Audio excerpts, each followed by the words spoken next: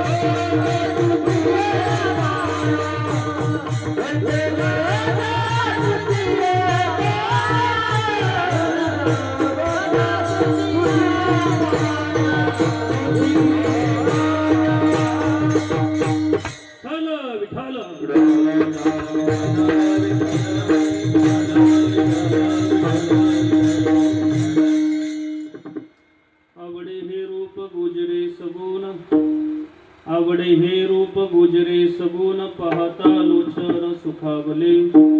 आता दृष्टी पुढे ऐसा चितुर आहे, जो मी तुझ पाहे पांडुरंगा, किंवा जो मी तुझ पाहे वेळोवेळा. चिंतन सेवेकरिता निवडलेला अभंग अलंकापूर निवासी ज्ञानेश प्राणप्रिय पंढरीश पांडुरंग परमात्म्याचे अत्यंत लढीवाळ असणारे भक्त.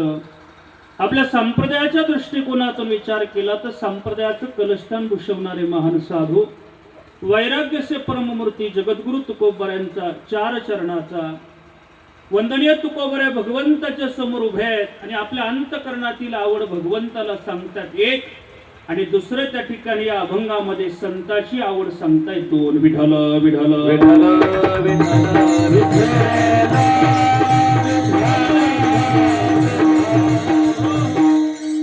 अभंगावरती काही चिंतन विवेचन करण्यापूर्वी 2 शब्दाचा अल्पसा परिहार. आपल्या या अहिल्यानगर जिल्ह्यातील एक आदर्शवत गाव म्हणजे निंबळक गाव. धरमपुरीच्या वास्तव्यानं पुनीत झालेलं, आई वैष्णव देवीच्याही वास्तव्यानं पुनीत झालेलं आणि साक्षात साईनाथांच्याही त्या ठिकाणी वास्तव्यानं पुनीत झालेलं हे गाव. या गावामध्ये गेली 2 वर्ष परिपूर्ण होऊन 3ऱ्या वर्षामध्ये पदार्पण होत असणारा श्री साईबाबा अखंड हरिनाम सप्ताह सोहळा आनंदाचा अतिशय उत्साहामध्ये सर्व त्या ठिकाणी श्री साई प्रतिष्ठानची सगळं तरुण मंडळ एकत्रित येऊन हा उत्सव साजरा करत आहे. या तरुण मंडळाकरता एकदा प्रारंभीच टाळ्या वाजवा. थोड्या आपल्याला 2 हात असतील त्यांनी जोऱ्यास वाजवा, ज्यांना नसतील त्यांनी नाही वाजवलं तरी थोडा असं म्हणल्यावर आवाज वाढला. म्हणजे अतिशय स्तुत्य कार्यक्रम आपल्या या दरबारामध्ये साईनाथांचं हे मंडळ आयोजित सप्ताह अखंड हरिनाम करतंय. आणि या सप्ताहातील चतुर्थ दिवसाचं कीर्तन पुष्प आपल्या साई प्रतिष्ठानच्या वतीनं माझ्यासारख्या अल्पज्ञानाकडे आलेला आहे. हा उत्सव ज्यांच्या कृपाशीर्वादानं चालू आहे असे परमश्रद्धेय पूजनीय असणारे स्वानंद सुखनिवासी सद्गुरू साधक हृदयस्थ असणारे श्री गुरु देशमुख बाबांच्या गोड त्या ठिकाणी नाव घेण्या इतकं योग्यतेचं नाही, म्हणून बाबांच्या गोड त्या ठिकाणी कृपाशीर्वादानं हा उत्सव चालू आहे. ज्यांच्या गोड प्रेरणेनं चालू आहे असे प्रेममूर्ती, त्यांच्याकडे पाहिलं तर प्रेमच आहे महाराज, असे परमश्रद्धेय पूजनीय आमचे ज्येष्ठ गुरुबंधू आदरणीय घुगे बाबांच्याही गोड प्रेरणेनं आणि ज्यांच्या गोड मार्गदर्शनाखाली हा उत्सव चालू आहे असे परमश्रद्धेय पूजनीय असणारे आमचे ज्येष्ठ गुरुबंधू आदरणीय आपल्या परिसराचं वैभव ज्यांचं काल संकीर्तन अतिशय गोड झालं असे आदरणीय परमश्रद्धेय आमचे संदीपजी महाराज कळसे असतील. मला वाटतं महाराजांच्या मुखारविंदातून आपण शिवमहापुराण सुद्धा कथा श्रवण केलेली आहे. यावर्षी आपण श्रीराम प्रभूंची कथा सुद्धा महाराजांच्या मुखारविंदातून श्रवण केलेली आहे. अतिशय गोड वाणी आहे. मी महाराजांकरता ज्ञानोबरांची एकच उभी म्हणेल, साच आणि मवाळ मितले आणि रसाळ आणि शब्द जैसे कल्लोळ अमृताचे. महाराजांच्या गोड मार्गदर्शनाने हा उत्सव चालू आहे. या उत्सवाकरता माझ्या संकीर्तन साथी करता उपस्थित आमची सगळी त्या ठिकाणी हरिहर वारकरी शिक्षण संस्थेतील ज्येष्ठ श्रेष्ठ गुरुबंधू मंडळी, आदरणीय त्याचे संस्थापक अध्यक्ष आमचे मल्लीनाथ महाराज, अतिशय गोड व्यक्तिमत्व आहे महाराज. आपल्या परिसराला हे रत्न लाभलेलं आहे. महाराजांकरता एकदा टाळ्या वाजवा. हे विद्यार्थी घडवायचं होतं नाही, हे सगळे विद्यार्थी त्यांच्या संस्थेतील आहे. महाराज जे आहे सगळे त्यांची त्या ठिकाणी मृदुंगवादक असतील, गायनाचारी त्यांची सगळी त्या ठिकाणी संस्थेतील विद्यार्थी आहेत. आदरणीय त्या ठिकाणी माझ्या बरोबर आलेले परमश्रद्धेय अतिशय गोड जे कीर्तन करतात आमचे प्रल्हादजी महाराज कातोरे आहेत, आमचे चौकदार आहेत. माझा आवाज आपल्यापर्यंत पोहोचवणारे अतिशय गोड साऊंड सिस्टीम म्हणजे इंगोले साऊंड सिस्टीम अतिशय गोड आहे. सगळीच त्या ठिकाणी मला परिचित आहे. सर्वांच्या चरणावरती विनम्र भावांना नतमस्तक होतो. एखाद्याचं नाव घेतलं तर एखाद्याचं राहणं अशक्य म्हणजे राहू शकतं, म्हणजे त्या सगळ्यांचेच घेणं अशक्य होईल. पण सगळीच माझ्या अंतकरणामध्ये फार मला सगळ्यांविषयी प्रेम आहे, सगळ्यांविषयी त्या ठिकाणी आत्मीयता आहे. पण सर्वांच्या चरणावरती विनम्र भावांना नतमस्तक होतो. माझ्याकडे बरोबर पाऊण तास शिल्लक आहे. त्या खटवांग राहिला तर 1 तास होता, म्हणजे तसं नाही माझ्या कीर्तना करता म्हणतोय, माझ्याकडे पाऊणच तास शिल्लक आहे. म्हणून त्याच निमित्तानं मी अभंगही छोटा घेतला. अभंग वेगळा आलं होतं, वैष्णव होतं असं मला आल्यानंतर घ्यायची इच्छा होती. मी मंदिरामध्ये आत शिरलो आणि मला या साई प्रतिष्ठानच्या मुलांना हार घालण्याकरता वरती चढवलं आणि ती मूर्ती पाहिली आणि मला वाटलं काय गोड मूर्ती आहे, नुसतं मूर्तीकडे पाहत राहावं. आणि मला तुकोबऱ्यांचे शब्द डोळ्यासमोर आले, आवड हे रूप गुजरे सगुण पाहता लोचन सुखावले, आता दृष्टी पुढे ऐसा चितूर आहे, म्हणजे असंच राहावं अशी अनुभूती झाली. आणि म्हणून हा अभंग सेवेकरता उपस्थित झाला. विढल विढल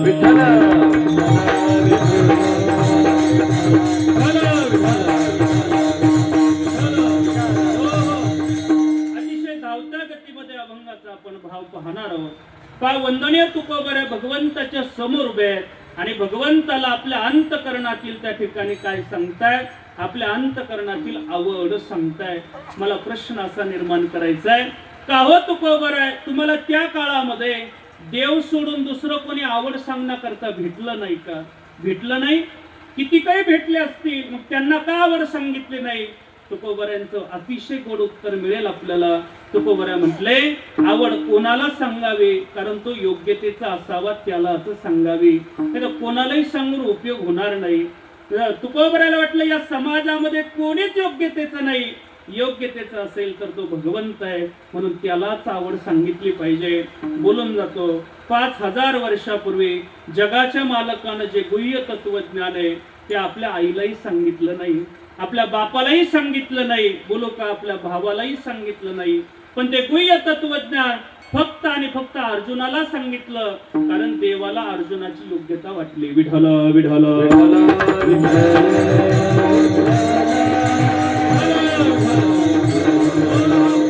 काय ज्ञानोबर आहे बोट लिहित आहे. तेन संगेसी पिता वसुदेवासी, तेन संगेसी माता देवकीसे, तेन संगेसी बंधू बळीभद्रासे, ते गुह्य अर्जुनेसी देतसे. अर्जुनाला दिलं कारण अर्जुनाची योग्यता आहे महाराज, योग्यता फार महत्वाची आहे. पहा बरं, म्हणून जगाचा मालक कोणाकडेही पाहत नाही, जगाचा मालक कोणाबरोबरही जेवत नाही. जेवत असेल तर त्याची योग्यता असावी लागते, पाहत असेल तर त्याची योग्यता असावी लागते. त्या भागवतात इतका गोड प्रसंग आला बाबा. ज्यावेळेस त्या ठिकाणी विदुर काका गंगेवरती स्नान करत होते आणि गंगेवरती स्नान करत असताना काही माता माऊला धुण्याकरता आल्या होत्या आणि सगळ्या माता माऊलांना माहिती होतं की या दोन भावांचे भांडण चालू आहेत, कौरव आणि पांडव.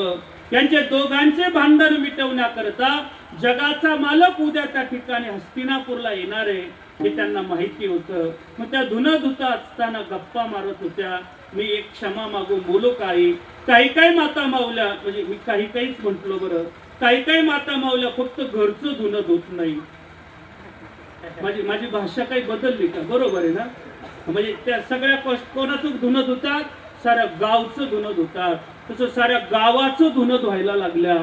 आणि तेवढ्यात त्यांची चर्चा चालू झाली. अगं ऐकलं का, तो हस्तिनापूरचे जे वाद आहे ना तो मिटवण्याकरता द्वारकीचा राणा पांडव घरी येणार आहे आणि उद्या येणार आहे.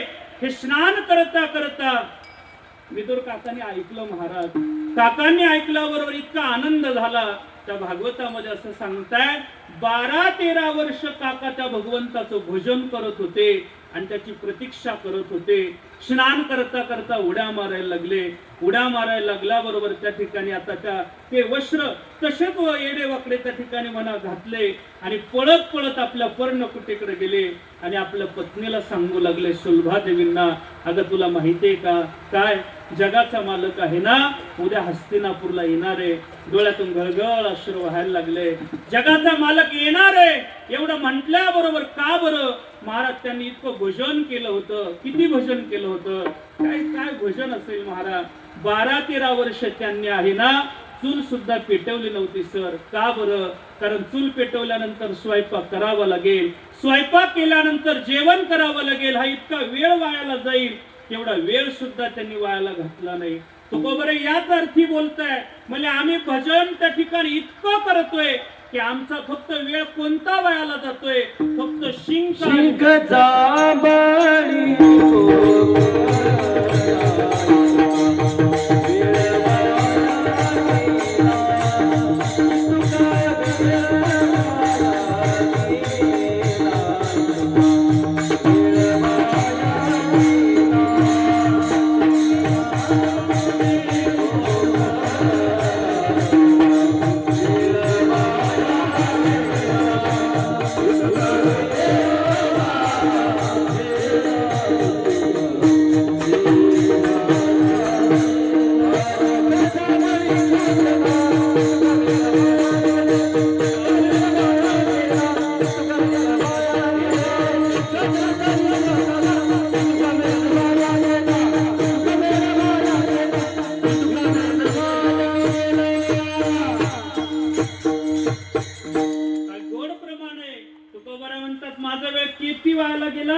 फक्त मला शिंक आले, मला जांभळी आले का तेवढाच वेळ माझा भजनातून व्हायला जायचा.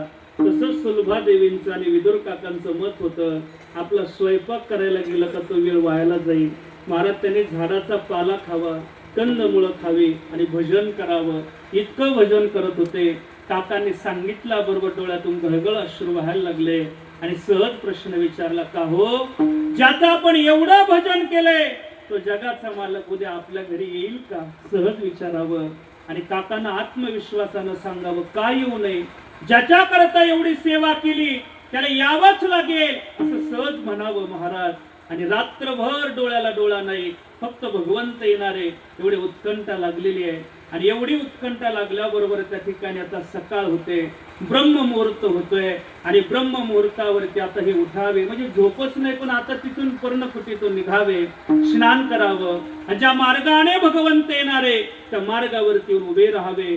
ज्या मार्गामध्ये भगवंत येणारे म्हटले अतिशय सुंदर व्यवस्था केलेली आहे, हृदय आथरलेले आहे, सुंदर वाद्य चालू आहे, अतिशय सुंदर तयारी, अतिशय सुंदर तयारी आहे. या तयारीमध्ये विदुर काका थोडेसे मागं लोटला जात आहे, पण नित्य त्या ठिकाणी काय करताय, वाट पाहताय. बराच वेळ जातोय पण रथ काही येत नाही. पण आता बराच वेळ, दुपारची वेळ पुढे ढकलत चालते, पण ते हटले नाही. निष्ठा भगवंतावरती होती. येणारे त्याला पाहिल्याशिवाय जायचं नाही एवढा विचार आणि निर्धार होता. आणि काही वेळानं आता भगवंताचा रथ येताना दिसला. त्या रथामध्ये जगाचा मालकानं मान खाली घातलेली होती. कुठं घातलेली होती? मान खाली घातलेली होती. कुठं घातलेली होती? मान खाली घातलेली होती. जगाचा मालक कोणाकडेच पाहत नव्हता महाराज. काही काही कीर्तनाला आले का जशी रामकृष्ण हरीला मान खाली घालतात आणि जय विठ्ठललाच वर काढतात, झालो काय नको. अशी बरीचशी मंडळी कशी घातली? तशी नव्हती महाराज, मान खाली घातली होती. का बरं देव कोणाकडे पाहत नव्हता? मला या मुद्द्यावरती यायचंय. कारण भगवंताला या समाजामध्ये कोणी योग्यतेचं वाटत नव्हतं, म्हणून देव कोणाकडेच पाहत नव्हता. आता देव कोणाकडे पाहत नाही. काकाने अंतकरणापासून धावा केला, देवा अरे मी आतापर्यंत तुझ्याकडे काहीच मागितलं नाही, पण आता ऐकणारे मला फक्त तू काय कर, माझ्याकडे कृपा कटाक्ष टाक. काय टाक? माझ्याकडे कृपा कटाक्ष टाक. तुम्ही ऐकताय ना? एकच कृपा कटाक्ष टाक म्हटले, मी काही जास्त काहीच मागितलं नाही. आणि भगवंतानं विदुर काकाच्या अंतकरणातला भाव जाणला महाराज. बोलू का? श्री गुरु महाराज म्हणायचे जगाचा मालक अंतकरणातला भाव जाणतो. का जाणतो? त्याचं एका वाक्यात उत्तर देतो. कारण भगवान परमात्मा आपल्या हृदयामध्ये साक्षी रूपाने आहे, म्हणून भगवान परमात्मा सगळ्यांच्याच अंतकरणातला भाव जाणतो महाराज. सगळ्यांच्याच अंतकरण. ज्ञानोबरांची उभी देतो. ज्ञानोबरा म्हणतात तो सगळ्यांच्या हृदयस्थ आहे.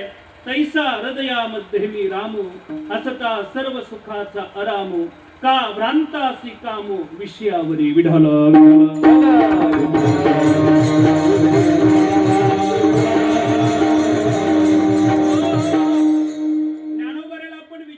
तैसा म्हणजे कैसा? ज्ञानोबर इतकं गोड ओव्या दिल्या महाराज. ज्ञानोबरांच्या अगोदरच्या ओव्या पा हे पा दूध पवित्र आणि गोड, पासे त्वचेची या पदराड, परी अवेरुण गोचिडा शुद्ध काय सेविते. काय गोड प्रमाण दिलं.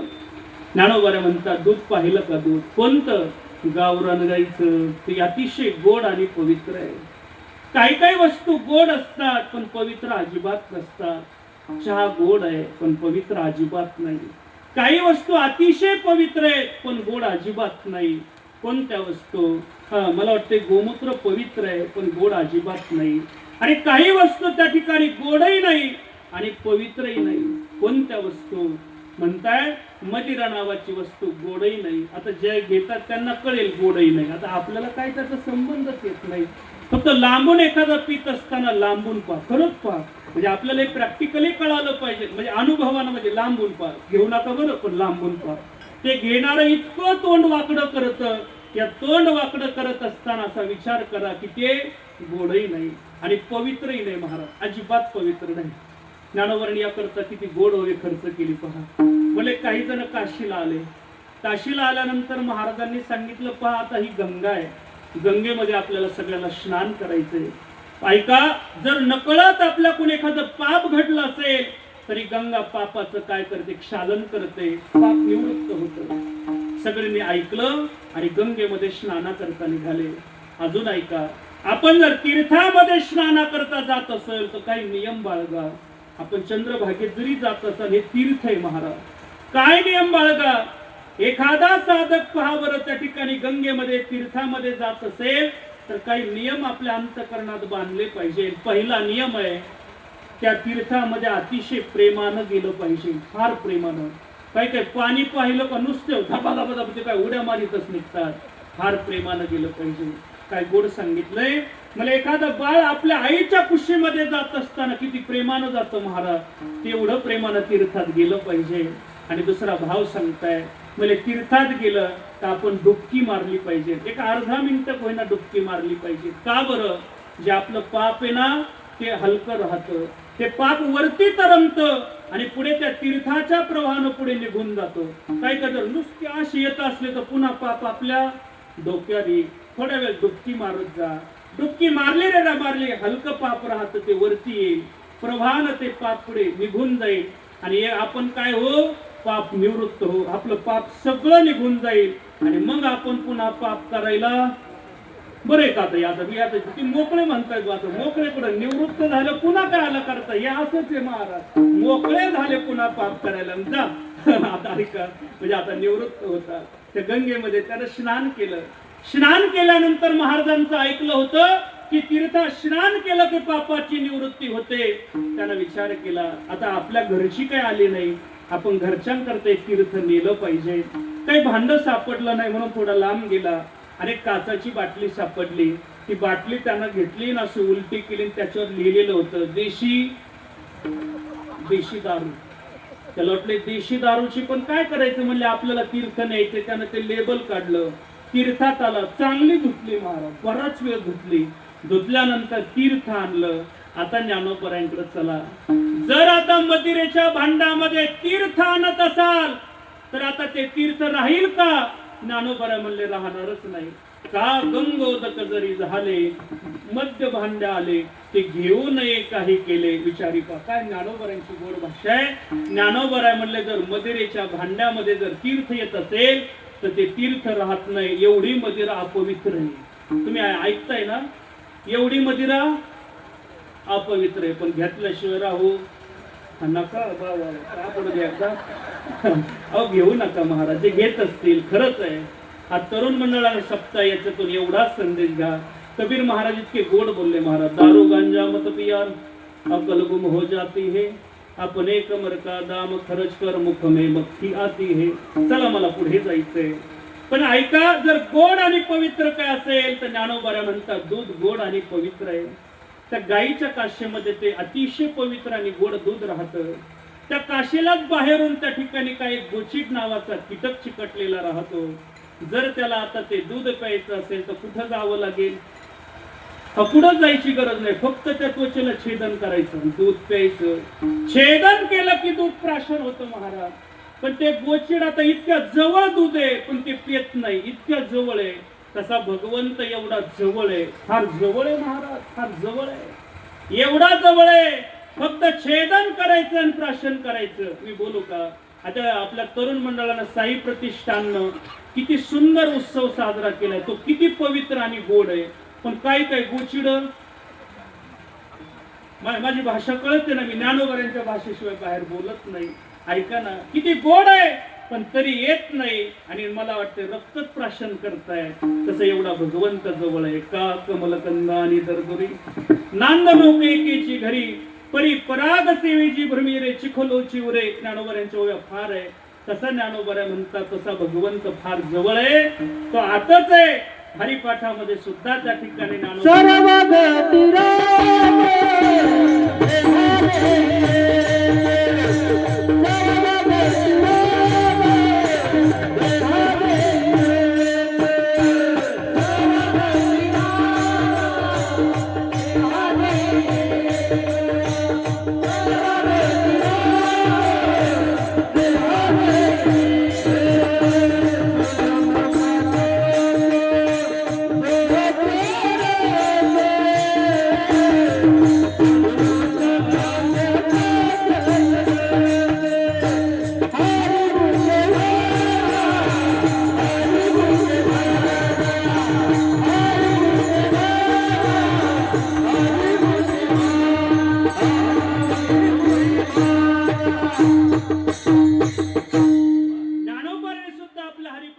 सांगितलंय, तो घटपटामध्ये भरलेला आहे.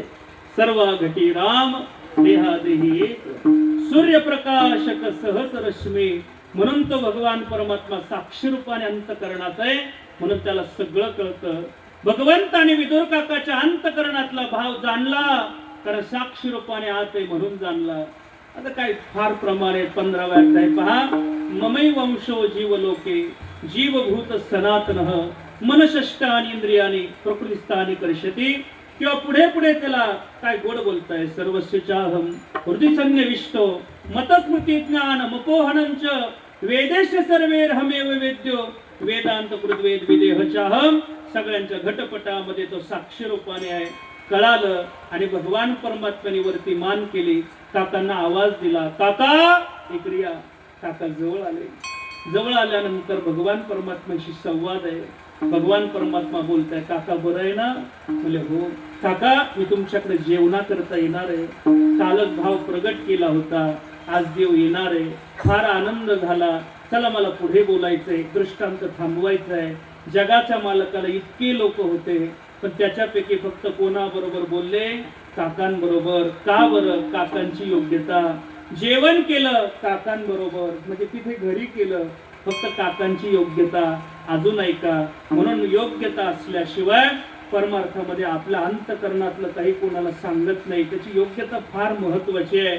वंदनीय तुकोबराच्या काळामध्ये कोणी योग्यतेचं दिसलं नसावं म्हणून वंदनीय तुकोबराय भगवंताच्या समोर उभे आहेत आणि योग्य असणाऱ्या भगवान परमात्म्याला आपल्या अंतकरणातील आवड व्यक्त करताय. पहिला भाव संपला. म्हणजे वंदनीय तुकोबराय देवाला आवड व्यक्त करता एक, आणि अभंगामध्ये दुसरा भाव असा आहे, ते वंदनीय तुकोबराय संताची आवड व्यक्त करतायत दोन. मला पटकन जायचंय, माझ्याकडे अर्धा तास शिल्लक आहे. तुम्हाला असं टाइमिंग सांगत राहिलो की तुम्हाला आनंद राहत राहील. बाई अर्धा तास राहिलं, संपलं गड्या, लवकर आलंय, म्हणजे असं नको व्हायला. मी पटकन अर्धा तासात आता अभंगाच्या दिशेनं जाणार आहे. त्या संपूर्ण मृत्यूलोकाचा विचार केला याच्यात दोघेच जण आहे. नाथ महाराज म्हणताय, सहज मंडपी दोघेची दोघे. किती जण आहेत? बोला बोला, किती जण आहेत? दोघेच आहे. दोघेच आहे. कोण आहे? एक जड आहे आणि दुसरा चेतन आहे. चला आपले काही मंडळी आता शिक्षकच आहे. एक सजीव आहे आणि दुसरा निर्जीव आहे. संपला विषय. म्हणजे एक सजीव आहे, दुसरा निर्जीव आहे. पहा बरं, इथे जडाला आवड संभवतच नाही महाराज. जडाला आवड संभवत नाही. पहा बरं, मी उदाहरण देतो. जडाला आवड संभवतच नाही. का बरं? ते मूळतः जड आहे, त्याला संवेदना नाही म्हणून आवड संभवत नाही. आपण पायी दिंडी सोहळा जातो आपला सोलापूर हवेनं बाबाजी. त्या सोलापूर हवेनं जात असताना त्या सोलापूर हवेच्या कडेला नंबरे. तुम्ही पाहिले का? नंबरे ते नंबरे. त्या नंबऱ्यावरती लिहिलेलं असतं Pandharpur 200 kilometre, Pandharpur 180 kilometre, Pandharpur 160 kilometre लिहिलेलं आहे. त्या नंबऱ्याने याच्या अगोदर तरी कितीतरी हजारो लाखो दिंड्या पाहिलेल्या आहेत आणि इथून पुढेही हजारो लाखो दिंड्या पाहतो. आणि पाहत असताना मला तुम्हाला विचारायचंय, कधी तो नंबरे आपल्या बायकोला म्हणला का, अगं किती दिंड्या चालल्या, किती लोक आहेत, आपण सुद्धा दिंडीत जोडीनं गेलं. मी कोणाचं सांगतोय? हा, एवढं कळून घ्या, नंबऱ्याचं. अहो नंबऱ्याचंच. का बरं? कारण ते मूळतः जड आहे महाराज, जड आहे. जडाला कसल्याही स्वरूपाची आवड नाही किंवा होऊ शकत नाही, कारण ते जड आहे. काय गोड उदाहरण दिलं. नाथ महाराजांचं उदाहरण फार गोड आहे. काय झालं, एक आजोबा त्या ठिकाणी रानामध्ये दारं धरण्याकरता निघालं आणि आजोबांचं लगेच धोतर त्या नातवानं पकडलं. बाबा मलाही तुमच्या बरोबर यायचं. अरे बाळा, रात्रीची लाईट आहे, मला रात्रभर दारे धरावे लागतील, मला नाही ना तुला नेता यायचं. नाही बाबा मला यायचं. मग तुला काही खायला दिलं का? हा, मग नाही येणार. त्या बाबानं मुलाला कडेवर उचललं, दुकानात आणलं. दुकानात आलं, त्या काउंटरवर बसवलं. काय घ्यायचं बोल बरं. त्या दुकानदारानं नेमकं काही खेळणे आणलं होतं बाबा. त्या खेळण्या आणलं बरोबर, त्याच्यात एक चट्ट्यापट्ट्याचा साप आणला होता, असं रबराचा साप. आणि मग ते पोरगं म्हणायचं, बाबा मला तेच घ्यायचंय. अरे ते नको ना. नाही मला तेच घ्यायचं. आता ते काय केवढ्याला रे? 100 रुपयाला. 100ची नोट काढली, ते चट्ट्यापट्ट्याचा किरकुडा म्हणजे साप घेतला. घेतल्याबरोबर ते काय झाले, आता घरी आले, या नातवाला सोडलं, ते रानात गेले. गेल्यावर ते नातवंड बराच वेळ त्या सापाबरोबर खेळलं आणि त्यानं काय केलं, तिच्या पंजी ना वस्त्रीत झोपलेली होती, दिलं पंजीच्या अंगावर टाकून आणि गेलं झोपायला. गेल्याबरोबर रात्री MIDCतून 12 वाजता काय झाली, आपली एक शिप संपली आणि त्याचा बाप गाडीवरती आला. त्या वस्त्रीत म्हातारी झोपलेली होती, त्याच्यावर लाईट चमकली.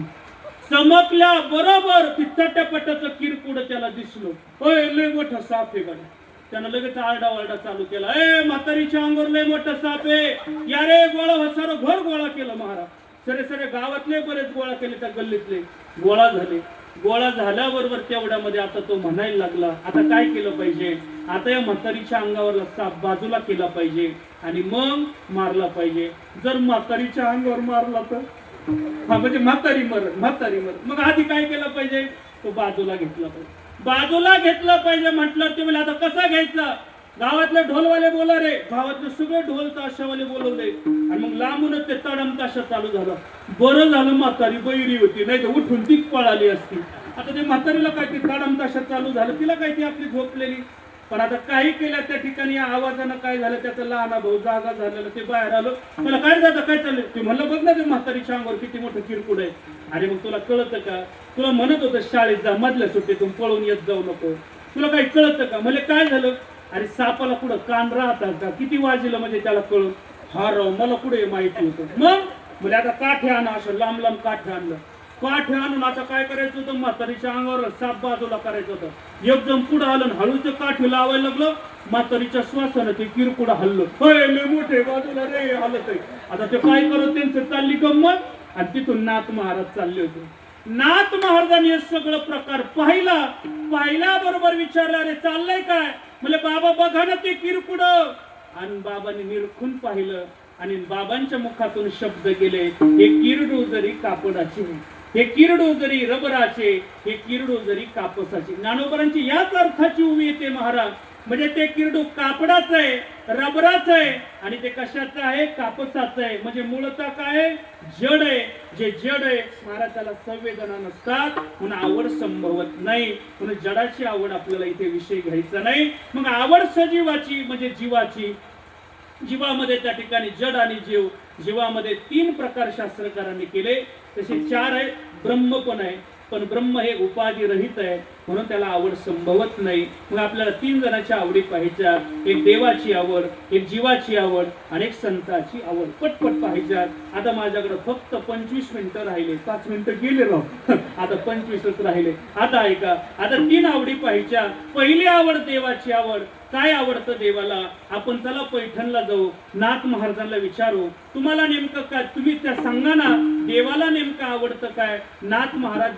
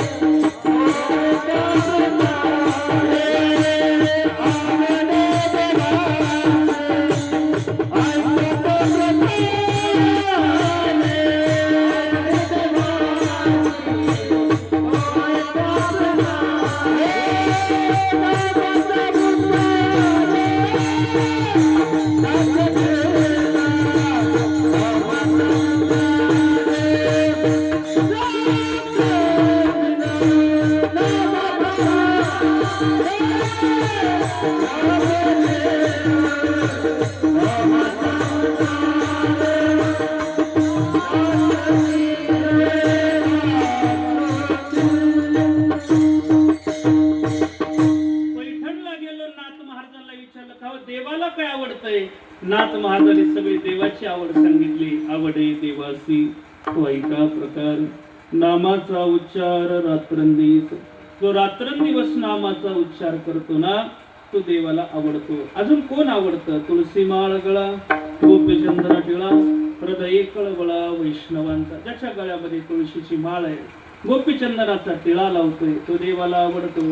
अजून काय आवडतं, आषाढी कार्तिकी पंढरीची वारी, साधन निर्धारी आन नाही. किंवा शेवटी म्हणता, एका जनार्दनी ऐसा ज्याचा नेम, तो देवा परम पूज्य जगी.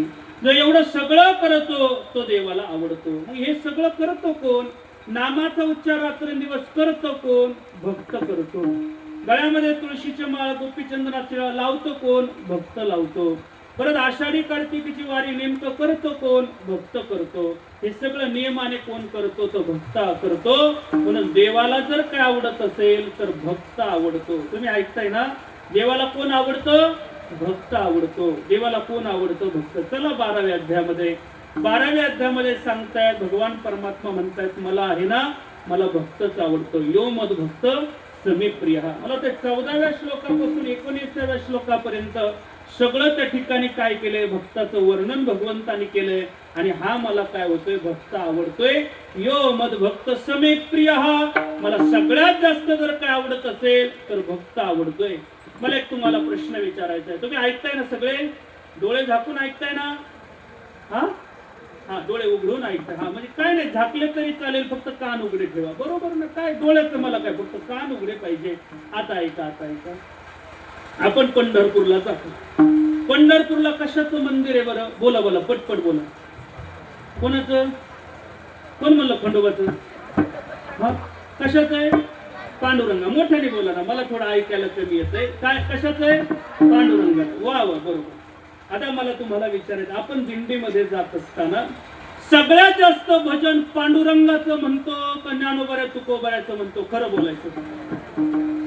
कोणाचं म्हणतो सर? ज्ञानोबा तुकोबाऱ्यांचं. मग मला आता तुम्हाला विचारायचं, आपण ज्याच्या दर्शनाकरता चाललंय त्याचं भजन न करता त्याच्या भक्ताचं भजन करतो, हे पटतं का आपल्याला? बरं, आता व्यवहार बोलतो. व्यवहार, आपल्याला एखाद्या आमदाराकडून निधी आणायचा असेल, आपण सगळं शिष्टमंडळ त्या आमदाराकडे गेलो. गेल्यानंतर त्यांच्याशी संवाद साधायला लागलो. आमचा एवढा निधी द्या, तो तिथे पाहणा, ह्या रोड असा आहे. आणि त्यांना बोलता बोलता तुम्ही जर म्हटले, साहेब तुम्ही तर आमच्या गावाकडे काहीच लक्ष द्यायना, पण ते खालचं बीडचा आमदार बघा ना, काय लक्ष त्यांचं गावाकडे बारीक. तो काय म्हणे, उठ त्याच्याकडे जा. हा, इथं एवढं सांगायला लागलं, उठ होते काढून देईन महाराज. आता ऐका, जर एखाद्या व्यक्तीकडे काम मागायला गेलो तर त्याची स्तुती करावी लागते.